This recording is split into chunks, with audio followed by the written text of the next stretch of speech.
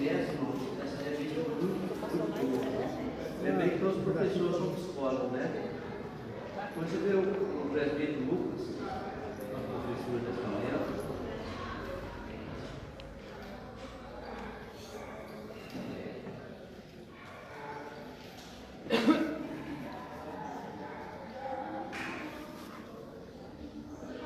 glória a Deus, cumprimento a igreja com a paz do Senhor. Paz do Senhor, você pode se assentar. Sempre um motivo de alegria a gente estar na casa do Senhor para falar da sua palavra, aprender. E não é diferente com quem é professor. Os professores são os primeiros a aprender, para poder estar ministrando a palavra de Deus para vocês. E eu confesso aos irmãos que quando eu peguei essa lição, eu senti até um pouco de receio de fazê-lo, porque envolve muitas coisas que somente um profissional da psicologia, que seria uma pessoa bem capacitada para poder falar a respeito disso. Mas Deus tem nos capacitado, tem nos dado a graça de estarmos entendendo um pouco disso aqui e passar para os irmãos. O tema da revista é um tema bastante forte que se refere a enfermidades da alma. Muitas das vezes a gente achamos que a alma da gente não sofre com enfermidades. Às vezes a gente pensamos que enfermidade só vem no corpo físico, mas nunca no corpo espiritual. E essa revista ela abrange bastante isso, e eu creio que, assim como eu estou tendo um pouco de receio de falar a respeito desse tema, creio que os professores também vão ter, porque é um tema bastante pesado para ser falado. Então vamos dar início à nossa escola. O tema diz assim: enfermidades da alma. 2. Enfrentando e vencendo as adversidades. Nesse primeiro trimestre, estudaremos um tema bastante frequente nos dias atuais, ou seja, isso está à tona a todo tempo, tanto no meio secular quanto no meio cristão também. Quando falamos de enfermidades da alma, temos que parar e prestar atenção nos sinais que se acenderam. Um dos sinais que são mais notórios são a modernidade e a tecnologia. Para que a gente entenda um pouco o que causa essa enfermidade, tanto na alma quanto na psicologia humana, a gente tem que entender como começou esse negócio de modernidade. Quando a gente fala de modernidade, não se fala somente em questões de tecnologia, avanço na ciência ou nesse sentido. A modernidade ela se engloba em vários aspectos do cotidiano do ser humano nos dias de hoje. Uma questão presente. A questão presente nos dias de hoje tem seu início depois de vários fatores, como, por exemplo, o fim da Revolução Francesa. Quando começa a Revolução Francesa, nós temos o início da modernidade no mundo. No começo da Revolução Francesa, temos a Revolução Industrial também. Isso tudo, gente, é coisas que a gente estudamos lá atrás, no ensino médio, no ensino fundamental, que a gente achava que naquela época não tinha muito importância, que era somente para cumprir uma tabela escolar, mas nos dias de hoje, a gente observa que esses fatores históricos, eles trazem para nós, até mesmo dentro da igreja, a gente compreender o que está acontecendo no mundo. E dessa forma, a gente aprende a ter os discernimentos para poder enfrentar certos tipos de coisas que vêm no cotidiano da gente, que a gente enfrenta no cotidiano. Coisas que para o mundo lá fora acha que é normal, mas a gente sabe que não é normal. E a gente temos que estar sempre entendendo isso. A gente sempre tem que estar buscando entender e aprender o que está acontecendo em nosso meio. Porque a igreja não é um lugar fechado. A igreja ela é aberta. ela é como se fosse um hospital, ela está aberta para várias pessoas que estão no mundo sofrendo de enfermidades espirituais e enfermidades, às vezes até psicológicas, e a igreja tem que estar preparada para receber esse tipo de pessoa. Então, nada mais justo do que a gente, principalmente obreiros e professores de escola dominical, nada mais justo do que sempre estar estudando e aprendendo as coisas que estão à nossa volta para poder a gente ter capacidade de receber esse tipo de problemas na igreja. Porque Jesus falou que a gente tem que ter esse conhecimento, a gente tem que estar preparado para enfrentar esses tipos de situações. No qual deram início à modernidade. Irmãos, essa modernidade, naquela época, ela trouxe um estrago tão grande, tanto político quanto social, que vocês não têm noção daquela época. Naquela época, predominava o regime de monarquia. Para quem não conhece o que é monarquia, monarquia era aquele período onde eram reis que governavam. Tudo que acontecia em determinado país, eram os reis que eles colocavam em prática. Se era um aumento do imposto, era o rei que dava a liberação. Se acontecia de julgamento, era o rei que dava a palavra final. Então, era esse o regime daquela época, o regime monárquico. Depois desses eventos que entraram à modernidade, a modernidade veio com a ideologia de que todos os homens eram iguais, independente de classe social ou não, todos os homens eram iguais. Não existia ninguém acima do poder. E ele veio junto com isso, ele veio com um pensamento iluminista. O que é um pensamento iluminista? O pensamento iluminista é aquele que ensina que tudo que está em nossa volta, tudo que acontece é representado por uma razão ou comprovado pela ciência. Ele exclui do meio do pensamento o pensamento de que nada acontece por provisão divina. O modernismo, ele tira isso do meio da sociedade. Naquela época, todos os reis, todos os monarcas, eles acreditavam que tudo que acontecia, se a chuva caísse e abençoasse a lavoura, era provisão divina. Agora o modernismo não, o modernismo já tira isso. O modernismo já ensina que se a chuva cai é por causa de um evento que acontece na atmosfera, que transforma o vapor em líquido e a água cai e molha a terra. Vocês já começaram a entender o que causa, o que já começou a causar na mente humana naquela época?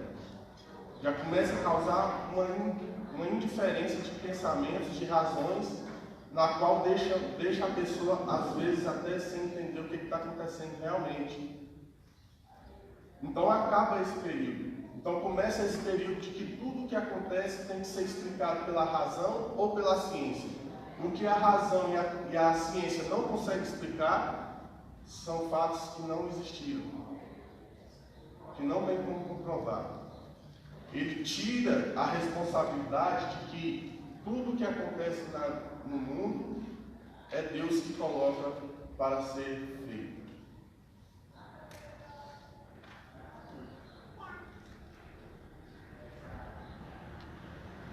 No período moderno, nós temos, logo após esses eventos de Revolução Francesa, de Revolução Industrial, nós temos o pré-modernismo, onde se instalaram várias ideologias, como essa que eu citei, e nós temos o pós-modernismo, que é o que nós vivemos hoje.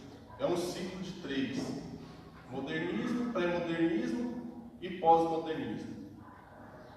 Nesse pós-modernismo, nós temos a grande entrada da tecnologia no meio social, no mundo. Quais foram esses meios tecnológicos que entraram no meio do mundo? Nós temos o rádio, televisão, telefone, computador, celular, internet, redes sociais e smartphones. toda essa tecnologia, ela sempre veio abraçada, com todo esse pacote aqui, ela sempre veio abraçada com uma melhoria para o ser humano.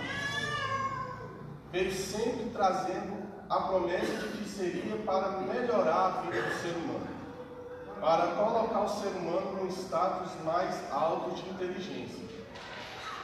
Só que para tudo que acontece, que é uma lei da física, para toda ação tem uma reação, as ações que foram colocadas e tiveram seus pontos positivos, veio trazendo também os seus pontos negativos. E quais são esses pontos negativos que entram dentro da lição agora? Os pontos negativos são, entre todos os maiores, entre todos os marcos, são os problemas afetivos, com toda essa entrada do modernismo, pré-modernismo, pós-modernismo, tecnologia que entra no final, entra os problemas afetivos, problemas sociais, emocionais e psicológicos. Eu quero que vocês entendam o seguinte, que nada que vem para melhorar vem sempre ter alguma coisa para atrapalhar. O ser humano ele é incapaz de produzir alguma coisa para melhorar sem trazer alguma coisa para causar algum dano futuro. O único que consegue trazer alguma coisa para o ser humano que seja bom e que não tenha nenhum tipo de maldade por trás é somente Deus. A palavra de Deus, ela nos traz a consciência de que tudo que Deus faz por nós é bom. E Ele impede o que é ruim de chegar até nós. Mas a gente tem que ter a capacidade de aprender a discernir essas coisas. Olha só o exemplo do celular hoje, do smartphone e das redes sociais. No presente momento do nosso século, quantas pessoas são envolvidas com redes sociais e estão se distanciando cada vez mais do convívio social? Hoje é notório, você pode pegar a internet e pesquisar, você pode ligar sua televisão e observar, e você pode colocar o seu pé na rua e observar. Hoje é difícil uma pessoa chegar na outra e conversar face a face. Até mesmo dentro de casa, existem pessoas que trocam mensagens, conversando sem olhar no rosto um do outro. A tecnologia é boa, o modernismo é bom, só que, porém, ele causa uma barreira social entre as pessoas. Ele causa um distanciamento afetivo, no qual a curto e a médio e a longo prazo causam problemas psicológicos. E a gente vamos ver isso mais para frente. No tópico, antes de passar para frente, eu quero só ler o que o comentarista ele destaca aqui, no tópico 1. Já é assunto discutido e comprovado que a modernidade e a tecnologia são vistas como os fatores agravantes no surgimento de problemas emocionais. Foi o que eu acabei de falar aqui. No tópico 1, ele diz assim: é do conhecimento de todos que o homem vive em um corpo sujeito a enfermidades e também a influências externas que podem causar desequilíbrios emocionais. Então, tudo isso aqui, ele pode causar no ser humano, porque o ser humano, ele é muito frágil. Não vai achar você que você é forte, que você não é não. Você pode pensar assim, não, eu tenho a cabeça bem centrada, eu tenho o meu emocional bem centrado, não. Todo ser humano, ele é passivo disso. Por quê? Porque isso é uma coisa herdada lá do começo. Quando Adão e a Eva pecou, isso foi introduzido no ser humano. O ser humano é passivo disso. Então, todo ser humano ele tem essa fragilidade na sua tanto no seu corpo físico quanto no seu corpo espiritual, na sua alma. Tópico 1.2. Afetando relacionamentos.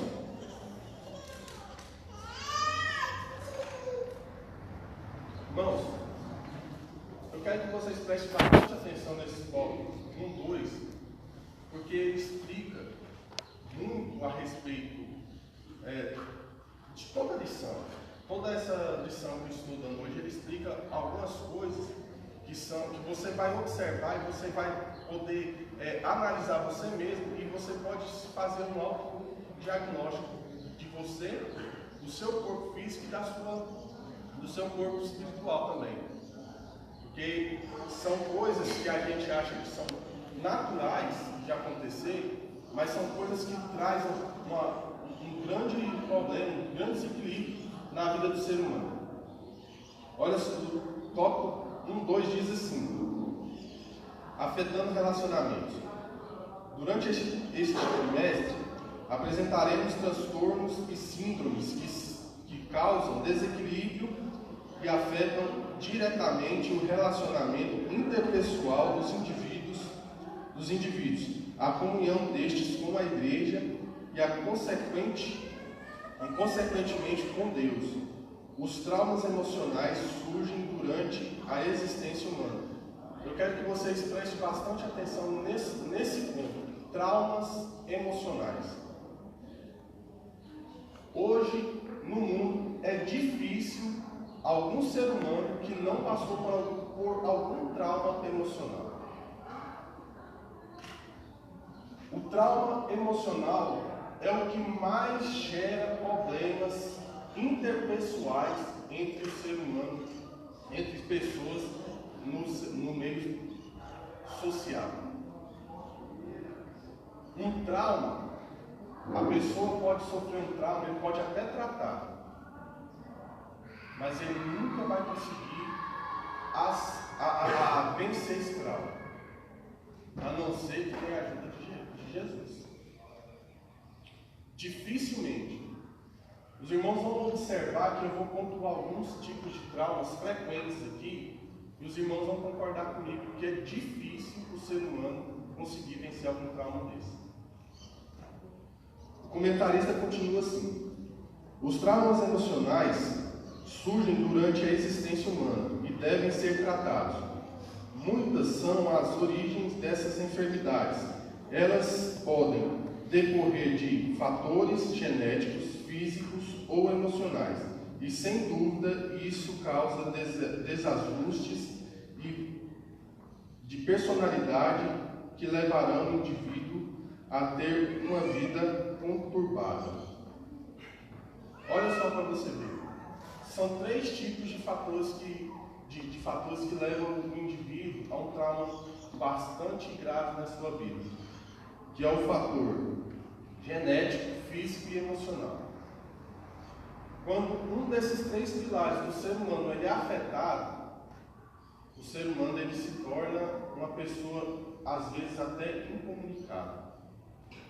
Ele se torna uma pessoa fechada, uma pessoa que não tem prazer nas coisas.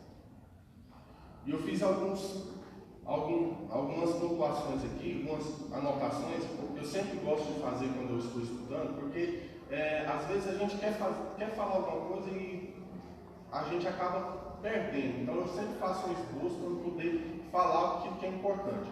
E eu coloquei assim, ó: o primeiro passo que uma pessoa que tem seus relacionamentos afetados é o trauma, situação que abala todo o emocional de um indivíduo. E o que é trauma? Agora eu vou explicar para os irmãos o que é um trauma. Os traumas são as situações, eventos e experiências que uma pessoa vivenciou e que despertaram nela sensações negativas. Os momentos vividos deixam registrados emoções que provocam lembranças desconfortáveis, desagradáveis e até dolorosas. Isso é o trauma. É despertar na pessoa que passa pelo trauma sensações dolorosas, sensações desagradáveis e sensações desconfortáveis. Esse conjunto de fatores que a mente registrou é denominado memória traumática e envolve elementos como sentimentos, sensações, imagens, sons que fazem relacionamento com a experiência. Ou seja, a pessoa que ela passa pelo momento traumático, eu vou dar um exemplo aqui bem rápido, um acidente. A pessoa que passa por um acidente, o trauma de um acidente, ela pode criar um trauma de não querer mais entrar num carro, num ônibus, em algum meio de transporte. Ele toma esse trauma. Ele acha que toda vez que ele entrar num veículo, num meio de transporte, ele pode passar pela mesma situação. Então, ele sofre antecipadamente por uma coisa que já passou. Esse é o trauma. Causa um desequilíbrio na mente da pessoa que ela acaba se excluindo daquilo ali. Aquilo ali para ela já não serve mais. O trauma, quando revivido, desencadeia diversos sintomas de ordem física e psicológica. Agora eu quero que os irmãos prestem bastante atenção nisso. O trauma, ele desenvolve sintomas de ordem física e psicológicas, que são tremores, alteração do batimento cardíaco, sudores, que é suor, queda da pressão arterial, confusão mental, dificuldade de concentração, pensamentos negativos e catastróficos, paranoia e dificuldade para tomar decisão. Olha para você ver o tanto que mexe na mente e no corpo físico da pessoa com trauma. Olha a complexidade que é uma situação traumática. Irmãos, isso aqui que eu estou falando envolve não somente o corpo físico, mas também o corpo espiritual da gente. O nosso espiritual também é abalado com essas formas aqui. Tudo começa primeiro no corpo físico, depois vai para o corpo espiritual. E da mesma forma que quando Deus está conosco, a gente sente primeiro no espiritual, depois no físico, assim acontece também com o ser humano. Esses sintomas comprometem a capacidade cognitiva da pessoa, pois a incapacitam ou impossibilitam de reações baseadas na razão, ou seja, a pessoa para de ter razão. A razão é aquilo que define o que é certo e errado. Então a pessoa ela fica tão presa nesses sintomas de um trauma que a pessoa ela não consegue mais discernir o que é certo e o errado, o que é bom e o que é ruim. Ela se prende, ela se fecha. E mais pra frente a gente vai ver o resultado desse fechamento que a pessoa tem. Os traumas podem interferir na postura comportamental natural das pessoas, despertando sensações diversas, como, olha as sensações diversas que uma pessoa pode sentir no meio comportamental e natural da pessoa. A pessoa pode sentir ansiedade, a pessoa pode sentir desespero, a pessoa pode sentir desamparo, pânico, apreensão, culpa.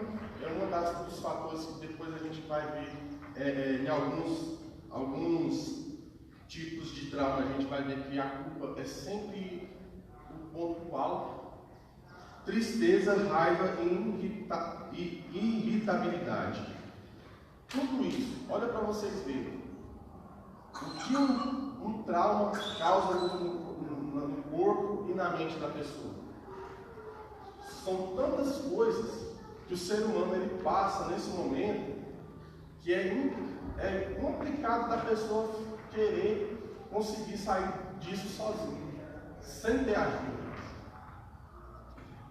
Às vezes a gente pensa assim, fulano A gente tem que conversar com ele para ir no psicólogo, e a pessoa ela resiste.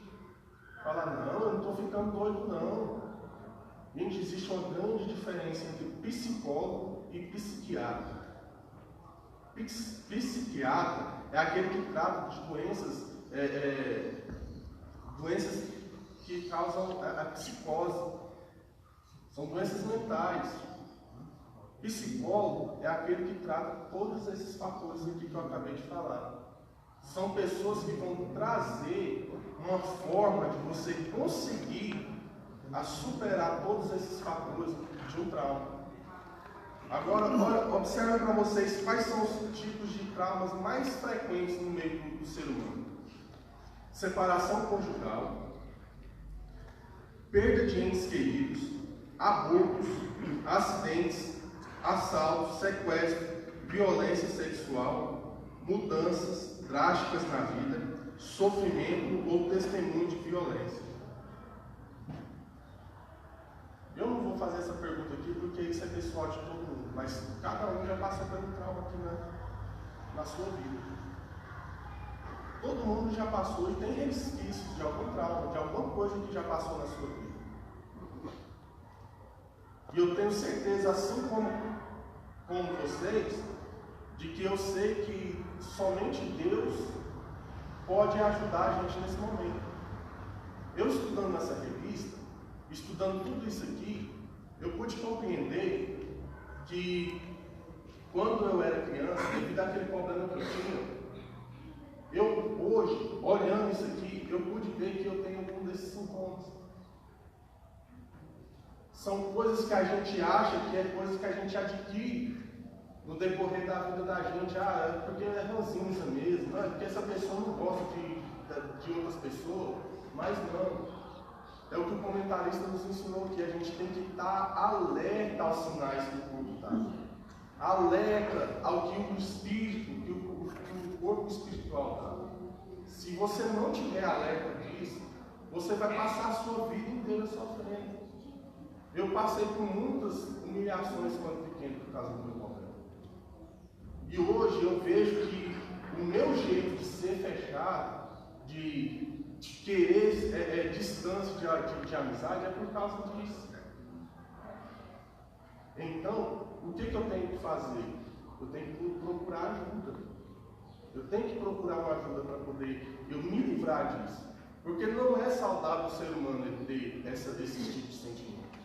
E eu creio que cada um de vocês também tem traumas. Tem alguma coisa que vocês sentem, que vocês acham que é natural, mas não é natural. E o pior de tudo, que esse sentimento ele acaba atingindo a alma e acaba fazendo com que você se distancie de Deus. Acaba com que você não querendo vivenciar mais aquela vida que você tanto tinha a ambição de ter espiritualmente. Você perde a alegria. Você perde o prazer nas coisas. Então tudo isso, meus irmãos, serve para que a gente aprenda a diagnosticar nós mesmos, para que a gente aprenda a ter o remédio para nós, para que a gente possa transmitir esse remédio para aquelas pessoas que também sofrem desses maus. O Angelino quer falar? Quando eu separei, meu filho passou a ter dor de cabeça e caiu muito na escola. Estava muito bem na escola, a nota caiu muito. Aí, eles ficaram nervosos. Meu pai falou que eu queria um psicólogo. E para mim estava assim, mas eu achava que não seria necessário, né? Mas ele foi um psicólogo.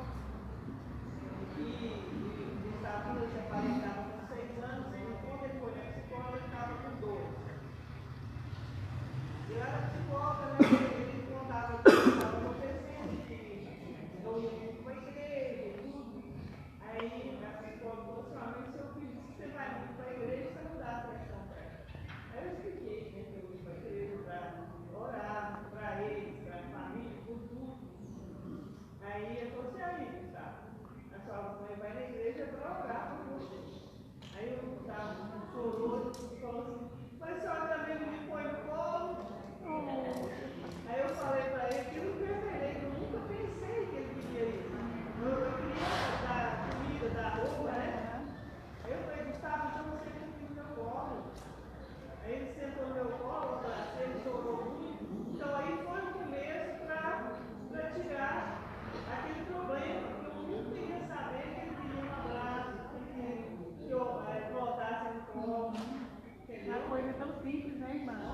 Mas eles não Para falaram. você ver o tanto que, às vezes, uma coisa que é pequena para a gente pode se tornar uma coisa grande para outras pessoas.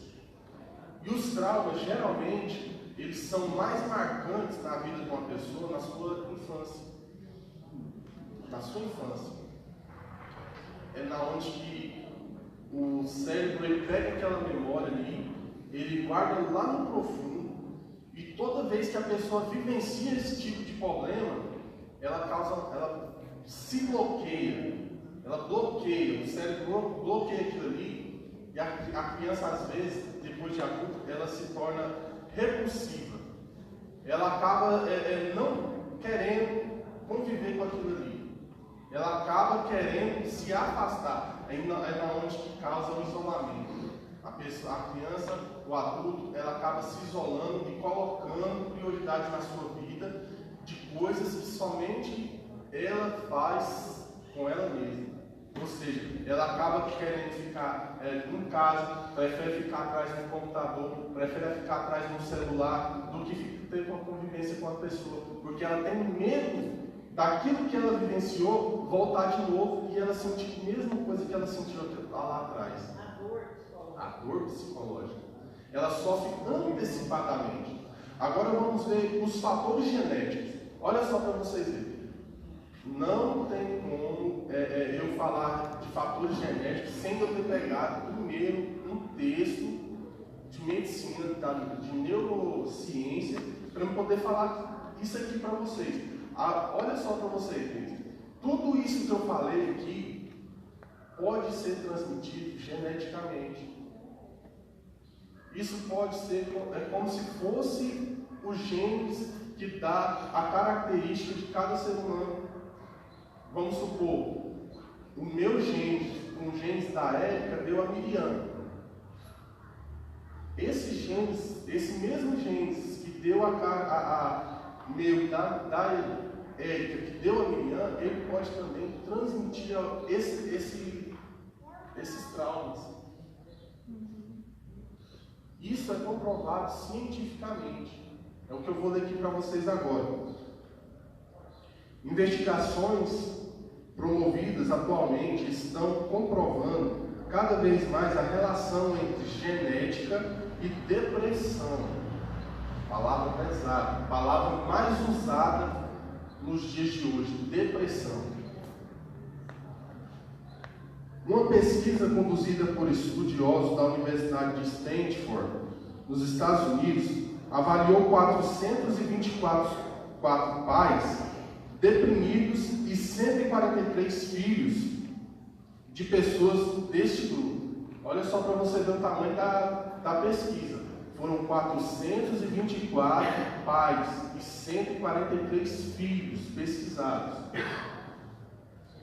Ao mesmo tempo, em outro grupo, acompanhou o mesmo número de pais, sem depressão, e 197 filhos. Ou seja, dois grupos, 424 pais deprimidos, 424 pais sem depressão. E olha o que o resultado deu. Depois de 23 anos de estudo, os resultados demonstraram que os filhos adultos dos indivíduos deprimidos possuem maior propensão aos sintomas da depressão. Olha para vocês verem. O estudo apontou que pessoas que vivem, que crescem no meio de pessoas deprimidas, têm uma grande chance de serem também deprimidas. E isso, que eu acabei de falar para os irmãos, também pode ser transmitido geneticamente. Segundo a professora de neuroanatomia e neurobiologia, Marta Helvas, fatores genéticos representam papéis importantes no desenvolvimento do transtorno do humor depressivo. Ou seja, a pessoa ela passa pelo trauma, cria dentro de si esse trauma, ao invés dela pôr para fora esse trauma para ser curado, ela guarda dentro de você, de si, ela guarda dentro de si esse sentimento, e aí, com o passar do tempo, essa pessoa vai se tornando depressiva, e futuramente os seus filhos se tornam também depressivos por conta disso. Porque isso, ela causa no ser humano uma dependência. Isso vai para a genética da pessoa. A pessoa, ela se torna, posso dizer, um escravo de si mesmo.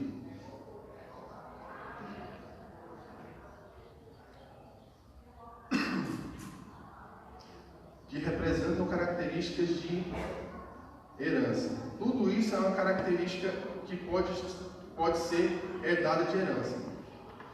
Genética quantitativa, ou seja, gravidade gradual de sintomas.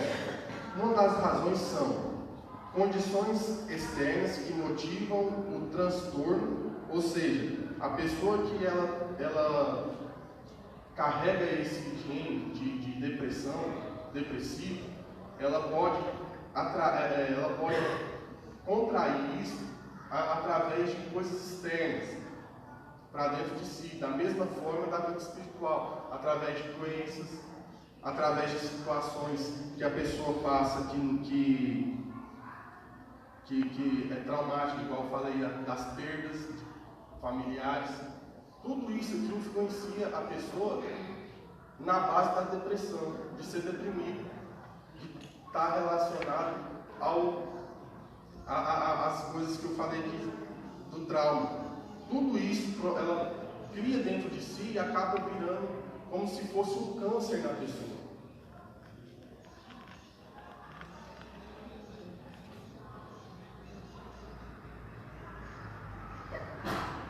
Isso causa na pessoa mudanças drásticas e repentinas significativas na vida da pessoa. E foi tudo isso aqui que eu falei para os irmãos, que causa a indiferença entre as pessoas, que causa separação social. A pessoa ela deixa de viver e às vezes ela pensa até em deixar de existir. Sim, irmão Davis. E a nação hoje mais traumática que tem, por causa do avanço mesmo tecnológico e o crescimento,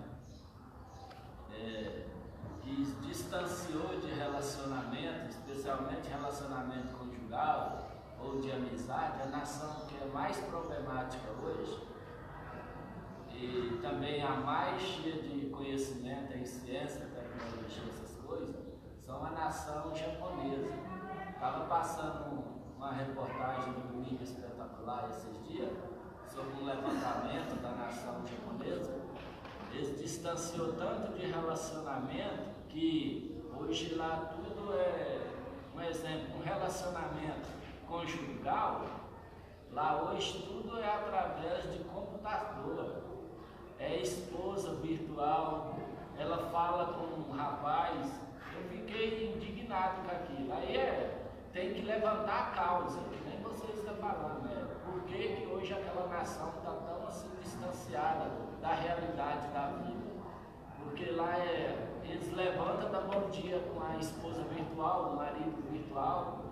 Tanta mulher como homem lá hoje não quer ter esse relacionamento. E se não tem um relacionamento íntimo, como vai ter uma nação futura de filhos, essas coisas? Aí quando ele chega para almoçar, ela almoça junto com ele virtualmente. É uma coisa de louco, é uma coisa, no meu modo de ver, demoníaca. De tamanha profundidade que está vivendo a nação japonesa hoje. E isso não está longe de acontecer aqui também no Ocidente, não. Não está longe. Hoje, cada vez mais, os casais eles procuram ter menos filhos. Justamente por causa disso, medo de estar no meio social. A exclusão social é o que mais tem crescido hoje. E é o que tem mais trazido. Isso é as tecnologias, é o modernismo no meio da sociedade. Para terminar a questão do tópico 1, os fatores físicos. que mais traz hoje no meio do ser humano, e às vezes até causa até tragédia no meio social do ser humano, é os fatores físicos. Olha para você ver, quais são os fatores físicos? Os fatores físicos estão relacionados à aparência física, no qual de maneira geral afeta a vida interpessoal de pessoas, por exemplo, deficiência física, obesidade, aparência, alturas, problemas físicos em geral. Tudo isso aqui também causa todo esse trauma, tudo isso aqui que eu falei para os irmãos. Todos esses três pilares estão ligados num só. E esses problemas físicos, hoje, são os problemas que mais trazem trauma para a vida do ser humano. São pessoas, como o brasileiro, ele é tido no mundo como o ser humano que mais gosta de chacotar das pessoas. É o ser humano que mais gosta de fazer brincadeiras de mau gosto no mundo. Ou, resumindo, tirar sarro. E esse sarro pode se tornar um transtorno depois. Pode se transformar num trauma muito grande futuramente para a pessoa. Então, tudo isso aqui que a gente viu são problemas que afetam tanto o corpo físico quanto também o corpo espiritual do ser humano. E afastam o ser humano de Deus. Por quê? Porque a pessoa passa por tantos problemas que aí chega na igreja, ele quer ter uma melhora na vida dele, mas ele não consegue sem um acompanhamento, sem ter uma pessoa para o ajudar a buscar essa cura. E Jesus ele nos ensina que a gente tem que estar sempre de braços abertos para receber esse tipo de pessoas. Para receber esse tipo de pessoas, para os ajudar a procurar um tratamento que possam, pelo menos, amenizar. No tópico 2 diz assim: nem tudo é de origem espiritual. Irmãos, às vezes a gente, isso aqui já mudou para outra coisa, já mais ligado para o lado psicológico, porque tem coisas que acontecem dentro da igreja que a gente acha que são coisas influenciáveis por espíritos malignos, e acabamos tratando essas coisas de forma errada, que acaba também causando o afastamento de pessoas da igreja. Às vezes, igual aqui, pessoas que têm problemas psicológicos, problemas neurológicos, que acabam vindo para a igreja e acabam tendo algum surto, alguma psicose, e são interpretadas como possessões, causa constrangimento para a pessoa. O comentarista dessa revista, ele sempre pontua isso. Ele sempre pontua, a gente tem que saber discernir, a gente tem que estar baseado na palavra de Deus, para a gente poder discernir, para que a gente não faça confusão e acabe causando traumas na pessoa. Sim.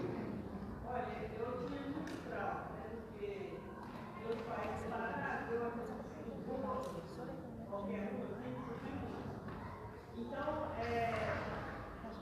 a minha solução foi que eu sempre perdoava os outros, eu não entendi por que meus pais me deu, mas eu conversava. Agora, quando eu aceitei Jesus, Jesus me curou, porque eu aí, em vez de eu ficar perguntando por que os outros não gostavam de mim, eu passei a amar aquelas pessoas que eram meus pais e a desejar cuidar deles, entendeu? Então eu fui curada, graças a Jesus. Mas se eu não entendesse o amor de Jesus por mim, que é um amor maravilhoso, a gente fica sempre doente, se a gente não perdoar. E O tópico 2.2 diz assim, ó, sintomas patológicos confundidos com possessões demoníacas. Foi o que eu acabei de falar. Às vezes a pessoa tem um problema químico, usa drogas, ela chega na igreja, às vezes ela tem uma convulsão por causa da química. Às vezes a gente pode pensar que a pessoa está, muitas vezes a gente acha que a pessoa está em uma possessão. Às vezes a pessoa tem um problema patológico, ela tem algum problema na transmissão dos neurônios que causa, conhecida mais, vamos colocar assim, conhecida como mais epilepsia. Às vezes a pessoa tem uma convulsão epilética dentro da igreja e acabamos interpretando isso como também possessão demoníaca. Mas por que, irmão Lucas, que nós acabamos confundindo isso? Porque são parecidos. São sintomas parecidos. E a Bíblia nos ensina que a gente tem que ter o conhecimento da palavra e o conhecimento também do ser humano, às vezes até um pouco de medicina. E isso, geralmente, quem se sobressai mais nisso são as mães, que são as que mais, então elas têm mais conhecimento, uma noção básica de medicina do que até nós mesmos homens. Por quê? Porque são pessoas que estão sempre buscando conhecer para que não causa indiferença na vida da criança. Às vezes um remédio errado, às vezes um sintoma, a mãe consegue identificar. Da mesma forma somos nós, principalmente obreiros. Obreiros, eu estou falando isso aqui porque eu também sou, e a gente como obreiros estamos na frente. A gente tem que ter conhecimento desses fatores para que a gente não acabe causando escândalo para dentro da igreja. Por quê? Às vezes a pessoa tem um problema psicológico, a pessoa tem uma crise dentro da igreja e a gente vai lá e quer expulsar irmãos. Você vai ficar expulsando o dia inteiro, a semana inteira, não vai sair, porque é um problema patológico. É um problema físico da pessoa. Aí lá na frente, aqui no tópico 3, 2.3, o comentarista dá um exemplo daquele jovem que Jesus foi lá expulsar o demônio dele. Se a gente observar os 3 livros, Marcos, Lucas e Mateus, a gente vai ver 3 formas diferentes, de 3 autores diferentes que viram ou ouviram a história e transmitiram e mostra a diferença de uma doença para uma possessão demoníaca. Se vocês quiserem depois estudar, ver isso aí, vocês leiam lá, porque não dá tempo. Vocês leiam lá, Mateus 17, 14 e 21, Marcos 9, 14 e 29 e Lucas 9, 37 a 45. Vocês vão observar que no livro de Lucas, como Lucas era médico, ele dá uma versão mais detalhada. Fala que o demônio jogava aquela criança no chão e a criança tinha convulsões. Aí você pega lá falando assim, não, a criança tinha convulsões, você logo imagina que era um problema de epilepsia. Mas Jesus, como ele tinha sabedoria, ele tem a sabedoria, ele discerniu que não, que era um problema espiritual, no qual ele acaba expulsando o demônio. E ele ainda aconselha, essa casta de demônios só é expulsa por quê? Então a gente, principalmente a gente que estamos trabalhando aqui na frente, obreiros, missionários, a gente tem que ter esse discernimento, a gente tem que buscar aprender isso, não é feio. Ah, irmão, você está pesquisando a respeito de doenças? Todo, porque isso aqui às vezes vai me servir lá na frente. Irmão, eu tenho que saber o que é possessão demoníaca, eu tenho que saber o que é possessão demoníaca para não fazer uma interpretação errada disso tudo aqui. Porque transtornos psicóticos, traumas têm que ser tratados. Traumas psicológicos têm que ser tratados por quem? psicólogo. Traumas genéticos têm que ser tratados por quem? Psiquiatra. São coisas que estão além do que a gente pode fazer. O que a igreja ela tem que fazer é abraçar e mostrar o caminho para a pessoa do tratamento, e a gente tem que fazer o quê? Tem que colocar a pessoa no centro da vontade de Deus, porque só o tratamento em si, ele não equivale a nada.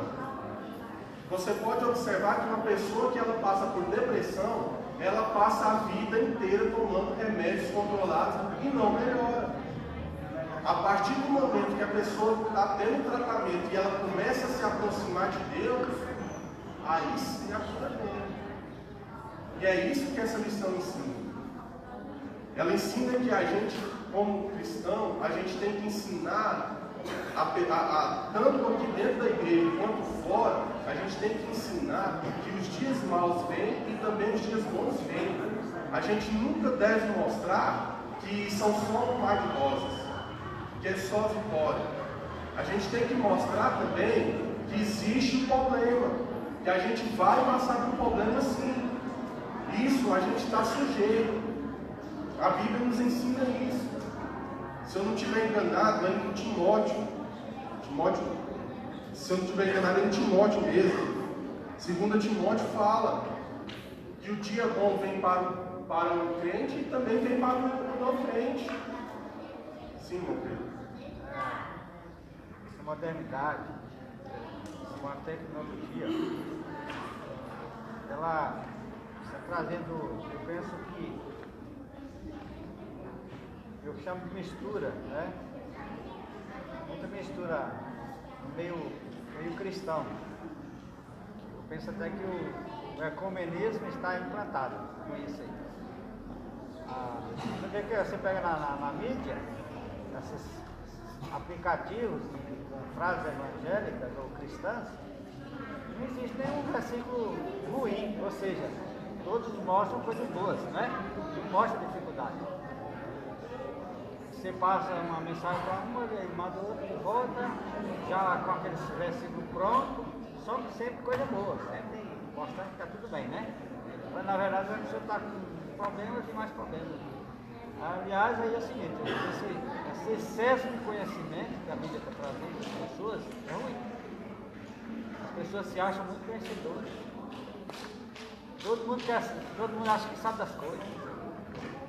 Porque está estudando a Bíblia, na internet, você vai agora não, na internet eu procuro, né? Lá está explicando. Para terminar a história, o comentarista no tópico 3 ele diz assim que a igreja ela tem que estar baseada na palavra. Porque é através da palavra que a gente tem a comunhão com o Espírito Santo. E essa comunhão ela só é transmitida através do Espírito Santo. Deus é o centro, mas o que traz a comunhão é o Espírito Santo. É aquele que vai trabalhar com cada personalidade de cada pessoa de problemas diferentes. É igual eu falei no começo, a igreja ela é um hospital espiritual. Se a gente não estiver atento para tratar esses problemas, essas enfermidades espirituais e físicas também, a igreja ela falha no seu trabalho. Porque a igreja ela tem que estar como Jesus esteve, de braços abertos para acolher. E tem que estar empenhada em resolver os problemas. A igreja sem o respaldo da palavra de Deus, sem respaldo de Deus, ela não é nada. Ela só é mais uma instituição. E aí eu quero terminar lendo aqui a epístola de Pedro, a primeira epístola de Pedro, que diz assim, capítulo 1, no verso 7, que diz assim: se porém andarmos na luz, como ele está na luz, mantemos comunhão um com os outros, e o sangue de Jesus, seu Filho, nos purifica de todo pecado. Resumindo, a gente tem que estar sempre buscando estar ao lado de Jesus. A gente nunca deve esperar que Jesus esteja do nosso lado. É o contrário. nós que temos que estar ao lado de Jesus. Irmãos, eu espero que os irmãos tenham aprendido bastante nessa manhã, como eu acredito com essa lição. Me desculpe se faltou alguma coisa, se alguém queria falar e não deu tempo de falar. Quero agradecer bastante os irmãos pela compreensão e também eu quero agradecer o Mustafa pela oportunidade, o pastor Afonso pela oportunidade de ter mais uma vez confiado esse cargo de professor da Escola Bíblica Dominical por mais esse ano. Eu agradeço muito e eu quero convidar a irmã Geni aqui e os irmãos para ficar de pé, para a gente fazer a oração que a revista nos recomenda fazer, que é o motivo da oração. Qual é o motivo da oração? Ore para que a igreja do Senhor seja renovada espiritualmente. Irmãos, de todos esses problemas que eu falei aqui, eu quero que os irmãos agora, com todo o coração, você que passa por algum problema, você que passou, ou que conhece alguém que passa por uma situação dessa, eu quero convidar você a se colocar agora de pé, colocar o seu coração e quebrantar ele e pedir para o Senhor Jesus Cristo, através do Espírito Santo, vir te ajudar nesse problema. Vim te ajudar a procurar a solução desse problema, trazer a cura para a sua alma. Porque o ser humano sem Jesus não é nada. É como se fosse um saco vazio. Você coloca em pé e ele toma. Você tem algum problema desse? Olha, agora é o seu momento de falar com Deus. Agora é o seu momento de você expor tudo aquilo que seu coração está cheio. Tudo aquilo que sua mente está cheia. Agora é a hora de você conversar com o melhor psicólogo que existe nessa face dessa terra. É a hora de você restaurar a sua vida psicológica e sua vida emocional. A irmã Geni vai estar fazendo a oração e logo após a oportunidade de estar com o secretário. Coloque a mão no coração, vamos falar com Deus. Senhor Deus, querido Pai Todo-Poderoso, nós nos louvamos, ó Pai, porque o Senhor nos amou primeiro e porque o Senhor deixou a palavra escrita para que nós possamos ler e sentir o vosso amor através da palavra, que é viva e eficaz. Senhor Deus do deserto, nós precisamos ser curados para poder curar. Senhor Deus Todo-Poderoso, nós pedimos, Senhor, uma renovação espiritual. Nós pedimos a cura. Nós damos o direito do Senhor trabalhar na nossa vida, Senhor Deus. Tira as escamas, as cascas, Senhor Deus do deserto. Tira, Senhor Deus. O Senhor tem todo